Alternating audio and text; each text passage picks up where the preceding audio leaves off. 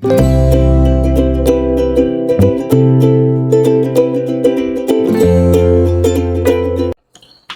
hello, salam sejahtera Malaysia. Selamat datang ke channel Fels Lifestyle. Terima kasih kerana terus setia dan terus bersama di dalam channel ini. Saudara-saudara, saya nak kongsi kepada Anda satu berita yang tergempar. Kali ini melibatkan pemimpin terhebat daripada PAS dan pemimpin terhebat daripada kerajaan. Apa yang menjadi penyebab kepada keputusan mahkamah ini yang mengarahkan Saifuddin untuk membayar RM670,000 kerana fitnah Sanusi? Menteri Besar Kedah tu Sanusi. Saya tertanya-tanya, jumlah RM670,000 ni kalau orang kampung dengar macam saya, aduh, jumlah ini sangat banyak. Silap-silap boleh membuatkan seseorang itu mungkin muflis. Tapi saya rasa kalau di bawah 1 juta mungkin Saifuddin belum muflis kot kalau dia bayar dengan Sanusi. Tapi saya tertanya-tanyalah, kalau apa sebenarnya penyebab kepada berita ini? Apa sebenarnya penyebab Saifuddin diarah untuk membayar 670K kepada Sanusi? Kerana memfitnah Sanusi. Mahkamah arah Saifuddin bayar 670,000 kerana fitnah Sanusi. Oke, sebelum saya teruskan, saya perkenalkan kepada Anda, ini adalah terapi imun produk transfer factor.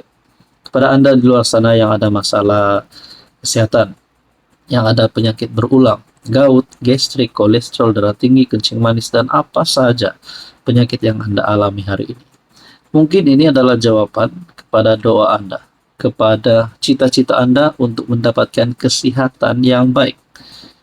Saudara-saudara, saya yakin Anda pasti ingin mendapatkan maklumat tentang produk ini. Ini adalah terapi imun. Produk ini selamat, halal, dan semula jadi. Diluluskan hospital, diluluskan KKM. Sekiranya Anda ingin mendapatkan maklumat tentang produk ini, Anda boleh menghubungi saya di nomor yang tertera. Saudara-saudara, ada satu persoalan. Adakah perkara ini boleh menyebabkan Saifuddin Nasution hilang kelayakan sebagai MP, sebagai menteri? Mahkamah memutuskan Menteri Dalam Negeri Saifuddin Nasution Ismail telah memfitnah Menteri Besar Kedah Muhammad Sanusi. Susulan keputusan itu, Hakim John Lee Kien Ho alias Muhammad Johan Lee memerintahkan Saifuddin membayar kepada Sanusi ganti rugi am sebanyak 600,000 dan kos berjumlah RM70,000. Mahkamah mendapati bahawa perkataan mencuri memberikan impak jenayah ke atas kenyataan itu. Keseluruhan kenyataan itu bermula dengan imej operasi polis yang berterusan untuk menangkap pelaku kecurian RII. Mahkamah mendapati bahawa kenyataan Maris merujuk kepada plaintiff.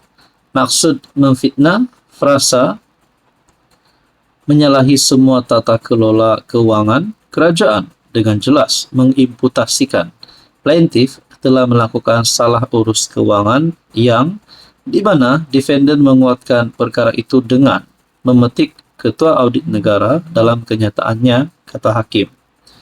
Mahkamah turut mengarahkan Saifuddin supaya mengemukakan permohonan maaf yang perlu diterbitkan dalam satu akhbar bahasa Melayu dan satu akhbar berbahasa Inggris dalam tempoh 14 hari.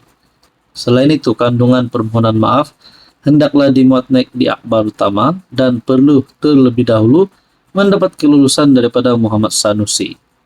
Mahkamah mengekalkan perintah injunksi yang menghalang defendant atau wakilnya daripada mengulangi sebarang kenyataan berkaitan tuduhan mencuri RII dan penyelewengan dana Maris.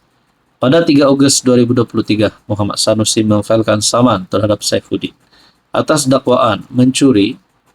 Dakwaan Menteri Dalam Negeri itu memfitnahnya mencuri RII di Kedah serta menyeleweng peruntukan Maris.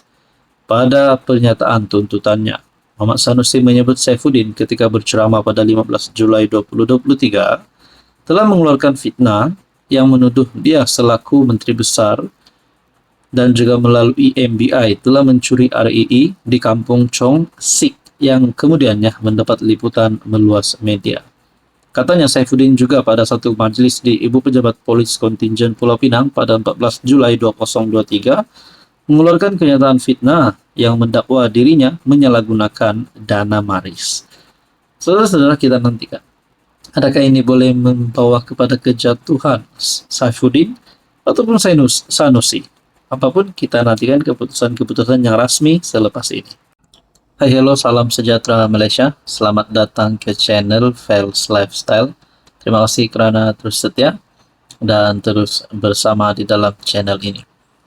Antara beberapa isu yang panas kebelakangan ini berkaitan dengan persiapan jentera-jentera parti.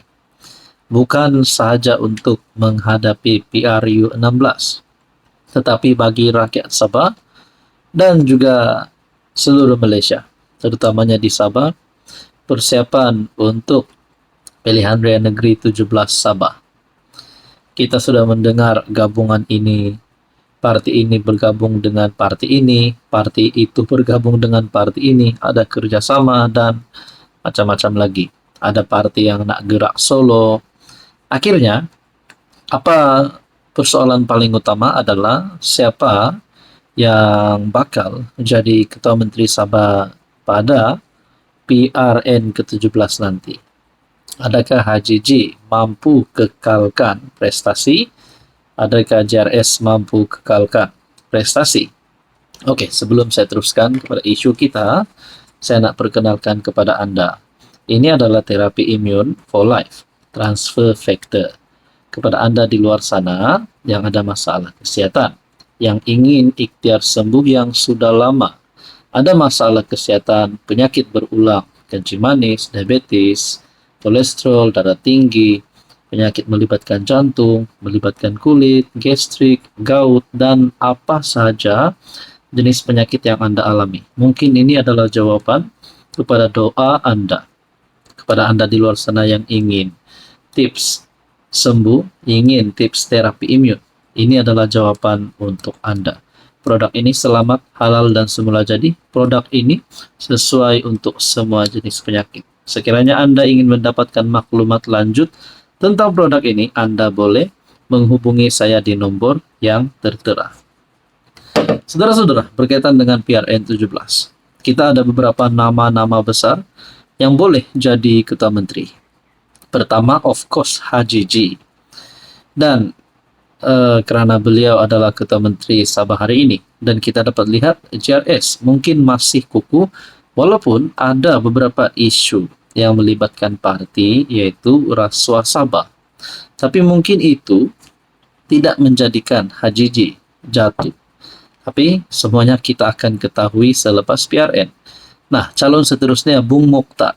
Mungkin Bung Mokhtar pun boleh jadi Ketua Menteri Sabah sekiranya UMNO, JRS, ataupun PH bergabung dan ada persetujuan politik untuk mengangkat Bung sebagai Ketua Menteri Sabah. Itu tak mustahil. Seterusnya pula mungkin juga Syafiq Apdal yang ada pengalaman pernah menjadi Ketua Menteri Sabah. Tapi kita dapat lihat agak sukar untuk warisan menang majority. Dan kita dapat lihat kalau warisan gerak solo, adakah warisan mempunyai harapan untuk menang? Nah, dan calon seterusnya yang saya nak sampaikan kepada Anda bukan nama baru, tapi saya boleh katakan antara pemimpin yang hebat yang ada di Sabah. Dalam satu komen yang saya terima, setelah saya buat ulasan Ketua Menteri Sabah letak jawatan, memanglah sah Haji J akan letak jawatan. Beliau sendiri sudah membuat kenyataan PRN ke-17 adalah terakhir baginya. Maksud saya Ketua Menteri Sabah sah letak jawatan adalah kerana nanti pun beliau tetap akan letak jawatan, tetap akan lepaskan jawatan. Mungkin bukan kali ini, mungkin selepas PRN 17. Kerana beliau berkata PRN ini adalah hari PRN terakhir. Nah, saudara-saudara, apapun berlaku, Haji J tetap akan letak jawatan, cuma kita tidak tahu bila. Macam Anwar juga, Anwar pun akan letak jawatan, cuma kita tak tahu bila. Nah, saya terima satu komen. Sokong Pakatan Harapan APKO, Iwan, lantik sebagai Ketua Menteri Sabah, PRN 17. Iwan Benedik bukan nama yang asing. Beliau adalah pemimpin yang hebat. Saudara-saudara, mungkin juga setelah Iwan dilantik sebagai pengerusi PH Sabah, mungkin beliau ada harapan untuk menang dan disokong untuk menjadi Ketua Menteri Sabah sekiranya PH dan gabungan kerjasama menang majoriti untuk PRN ke-17 Sabah. Nah, bercakap tentang ini, kalaulah ada gabungan-gabungan, Anda rasa gabungan mana yang lebih relevan, lebih sesuai?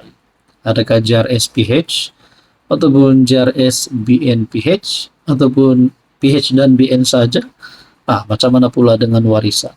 Adakah warisan boleh bergabung dengan JRS, boleh bergabung dengan PH, boleh bergabung dengan BN? Dan persoalan seterusnya, bagaimana dengan parti-parti komponen di dalam gabungan-gabungan ini? Adakah mereka bersetuju? Kalau cakap JRS masuk bergabung dengan PH, bergabung dengan BN, bagaimana dengan STA? Adakah mereka setuju? Karena STA adalah komponen di dalam JRS.